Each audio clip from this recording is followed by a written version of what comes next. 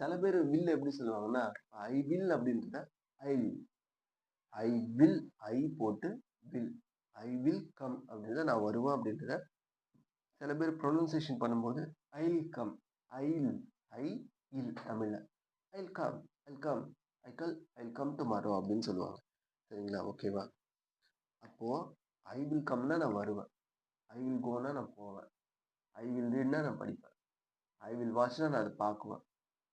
I will ஒர்க்னா நான் வேலை செய்வேன். ஐ வில் பிளேனா நான் விளையாடுவேன். ஐ வில் ஸ்லீப்னா நான் தூங்குவேன். ஐ வில் பைனா நான் வாங்குவேன். ஸோ அப்போ வில்லுன்றது பாசிட்டிவா வருது.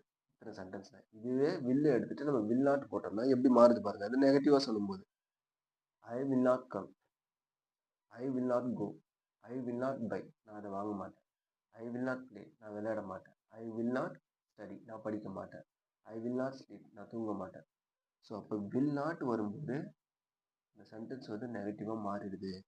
அப்போ வில் நாட் அப்படின்றது ஒரு செயலை எதிர்காலத்துல நடக்க போற ஒரு செயலை இல்ல அப்படின்னு தெரிவிக்கக்கூடிய ஒரு வார்த்தையா வருது. சரிங்களா? புரிஞ்சுக்கணும் நீங்க.